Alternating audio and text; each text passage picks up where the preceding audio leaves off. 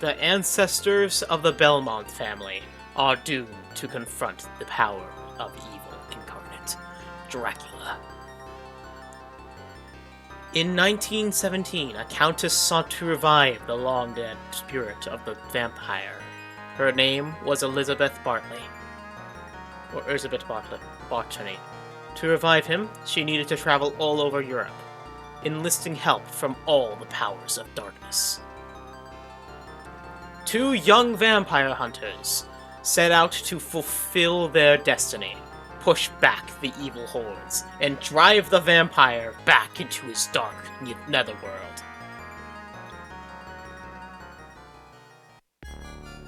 Welcome, everybody, to Castlevania Bloodlines, in my opinion, one of the best Castlevania games of all time. This is the story of the manual. Journey back to 1897 in the Transylvanian countryside of Romania. It was a time of fear and dread for the simple people of the European country. They lived under the dark rule of Count Dracula for many years. He was a ruthless warrior when he was alive, but he was even more terrifying in death. For you see, Dracula is the king of vampires. But even one as powerful as Dracula's enemies from the early 16th century Belmonts, including Christopher, and the legendary Simon, had all been fighting Dracula and his minions throughout Europe. Finally, in 1897, Quincy Morris, a descendant of the House of Belmont, overcame great odds to defeat Dracula and sent him to his eternal grave. Unfortunately, since Quincy was so badly beaten in his battle with the Count, he lost his own life moments after plunging a wooden stake into Dracula's chest. Oh, by the way, Quincy Morris is the same guy from the Dracula novel.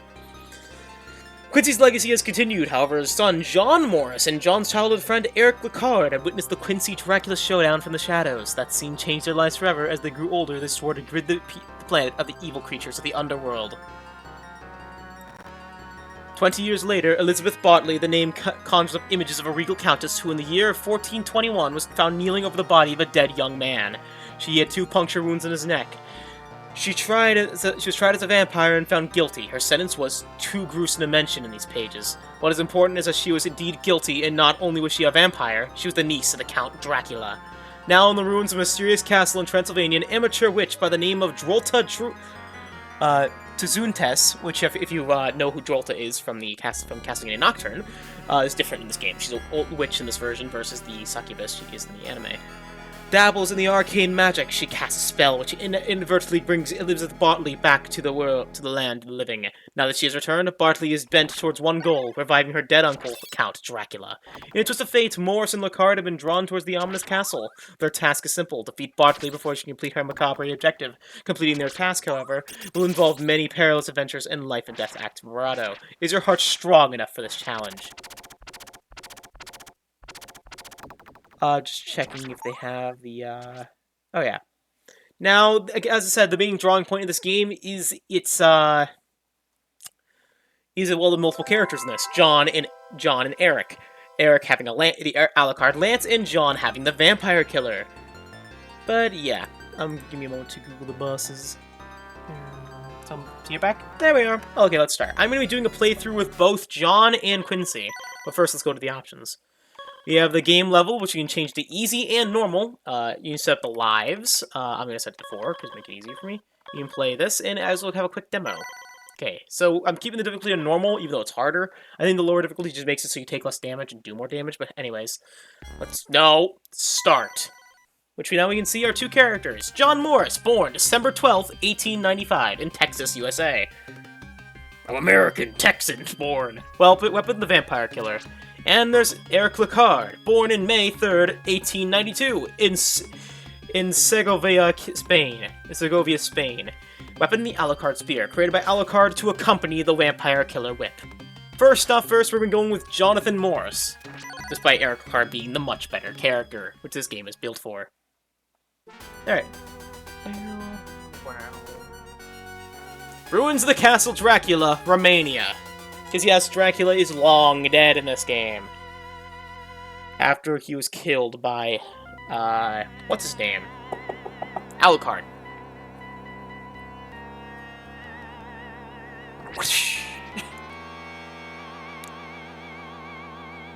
He also, Jonathan Morris also has a son called Jonathan. But yeah. Let's get our first upgrade to the whip, and you get the chain whip. We also don't have hearts anymore, we have gems! Also one of the best Castlevania themes in the series. And now we have the other whip. Also, blood. A lot of blood in this game. Just warning you, as you saw with the intro. Shattered windows. The first of the three things, the boomerang. Also, zombies now splatter into bloody chunks when they get killed. Now, sadly, they removed the aspect of whipping up and down. Well, whipping in all directions. They said you can only whip up twice in the air and down while landing. Also, they have a differentiation between candles that hold items and candles that don't. Also, they're back to the old thing of holding. Okay, no, it's just B. Press the B button to do it. Also, over here is nothing. All right. And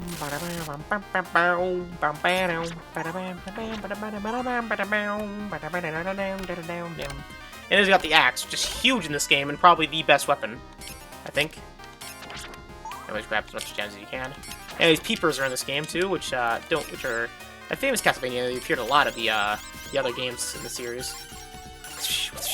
And then we have the book. Got a Bible.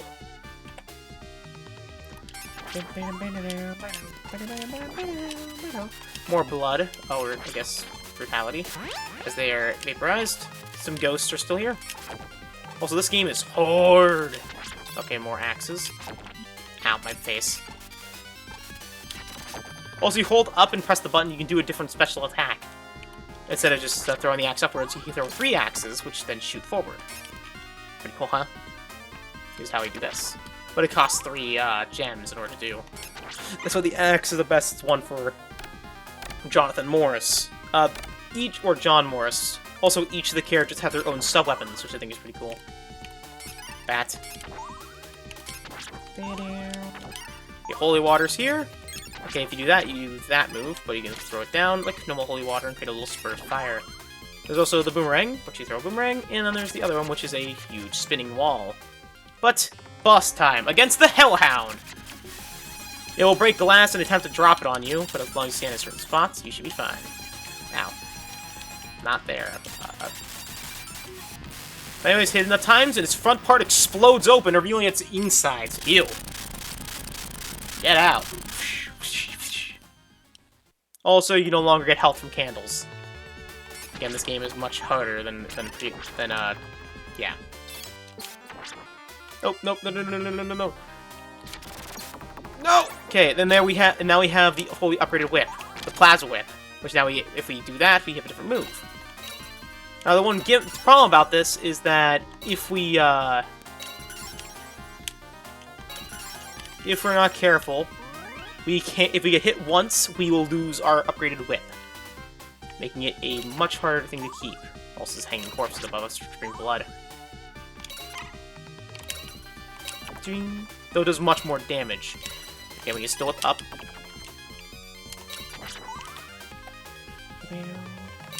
And down. Bone dragons are back, being the same as always, and now I lost it. Okay. I always struggle keeping that move thing, as you probably tell me. It's sucking at not getting hit. Here we are.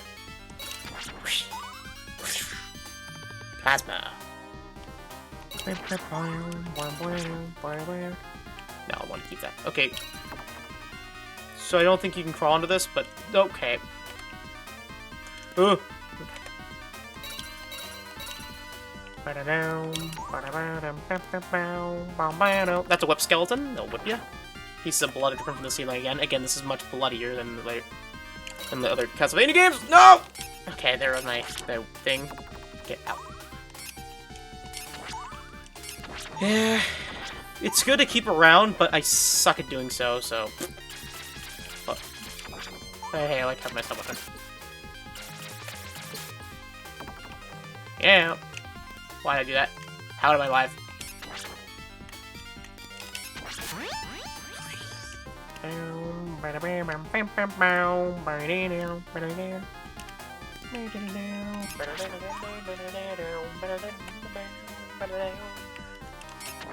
Despite the Hellhound being defeated, we still have more to do.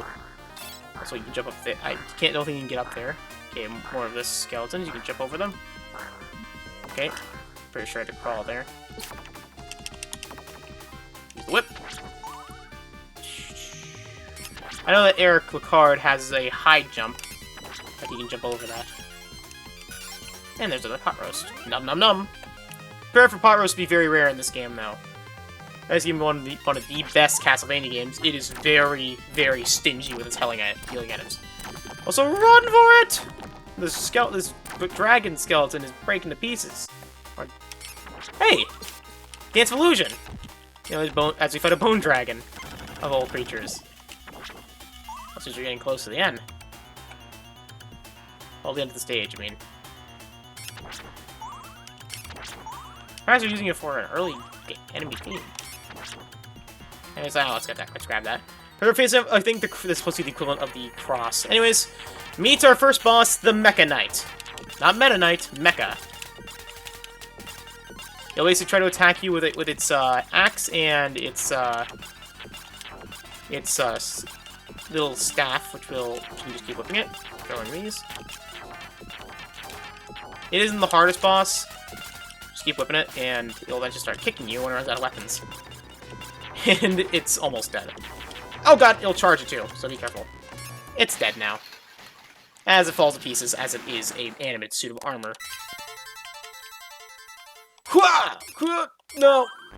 Okay, I guess that works.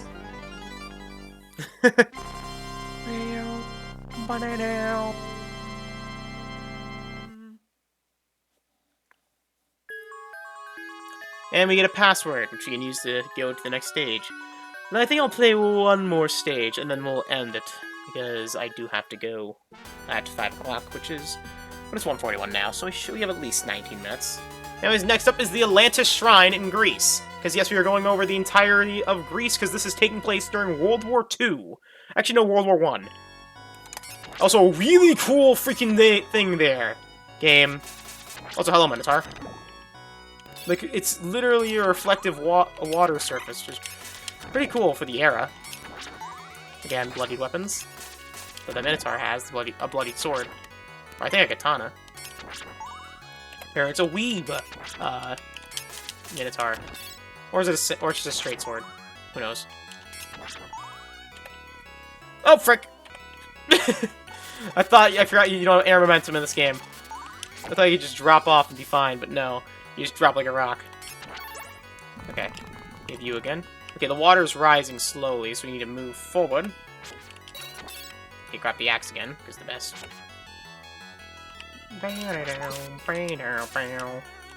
Ow. Break your spear in half. Okay, you can only stun it for a bit. You can't kill it. Again, by the way, you can drown because it is Belmont's main weakness is water, apparently. It has the same effect as a spike pit. Because apparently it's a part of the Belmont's family line is that they just sink like rocks. I don't think there's a single Belmont that can genuinely swim. Like, thinking about it, is there a Belmont that can swim? I think the only one that can is Juiced, but but it's been a constant for instant death for the entire series. Oh wait, no, Julius can swim. Julius Belmont can swim. Freaking! Okay. Julius is Belmont because he does it in his game. Well, not in his game, because he doesn't have a game, but he appears as an extra character. Because yes, by the way, extra characters will become a bit of a mainstay in this Castlevania series from now on. Anyways, as we reach the top, we'll be reaching a boss against Water Wizard, which we need to start killing right away. Just whip him, and basically want to kill him before the water reaches too high and we drown. Because again, we can't swim. Wada! After you kill him enough, he will explode, and his magic will go away. We're not done, though, with the bosses, because we have to free these crows to avoid. The good old axe does a good trick. And now we have a second boss against the Axe Armors. This is Armor Lord. Well, not the Axe Armors, the Armor Lords! Okay, that's one Armor Lord down, and now we have the Red Armor Lord. This one we can't duck under its hits. Okay, just hit it in the kneecaps.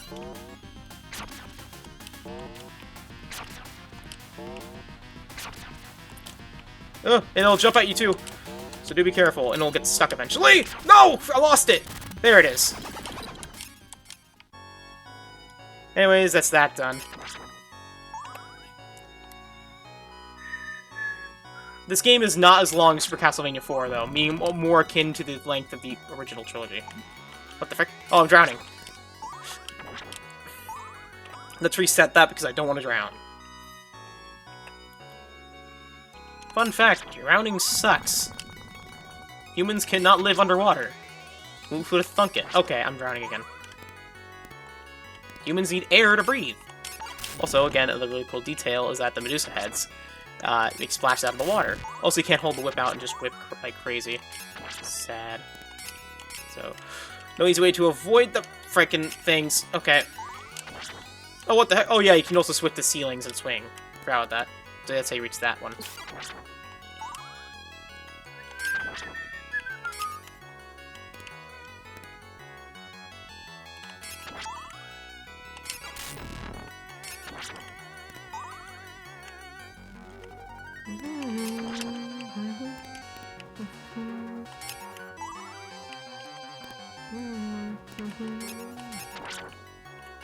Also, do be careful at dying in this game. Unlike Super Castlevania 4, there are limited continues. Okay, chop you in half. So if you die, you actually will... Like, there is a limit to how many times you can die. So 1-ups are very important in this game. Also, statues. Priceless works of art. But it's blocking our way. Well, too bad. There goes that priceless work of art.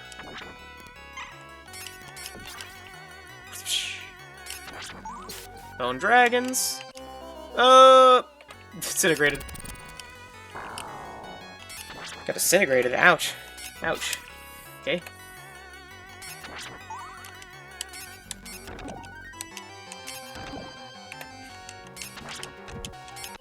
Ow. Can we just break that stone pillar? Break you.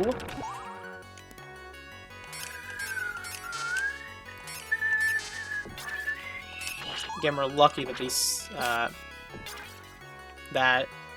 these will probably be rebuilt or in wartime, so we can always blame it on on enemy lines instead of breaking priceless works of art that took probably 30, 50 years of someone's lifespan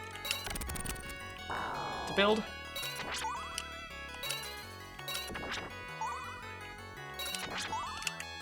Oh my god!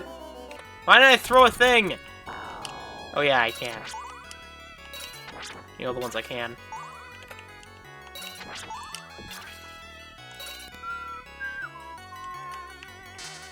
Okay. Alright. Okay. I lost access to my super move, but I still have access to the launching thing! Okay.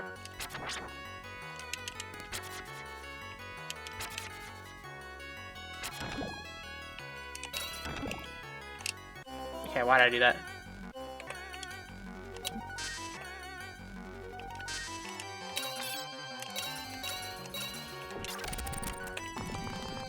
Glub, glub, glub, glub, glub, glub, glub. Nope, frickin', why did I jump? Okay, there we are.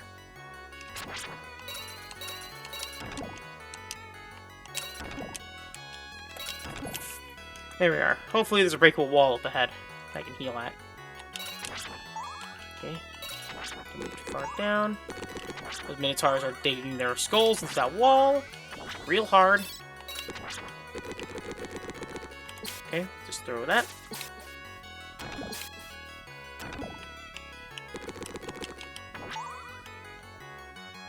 Go down. And face it against the boss. Oh, frick. The Golem.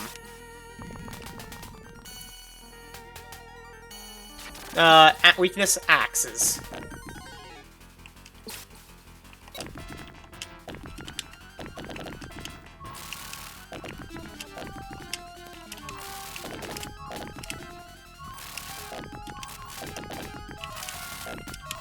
But yeah, his weakness is his fate, is his eye, which he'll, okay. Be careful. Yeah, I think I'm almost screwed. He'll occasionally start jumping to hit the wall. Okay, it's almost dead. After you destroy the crystal, it's dead, and the boss dies.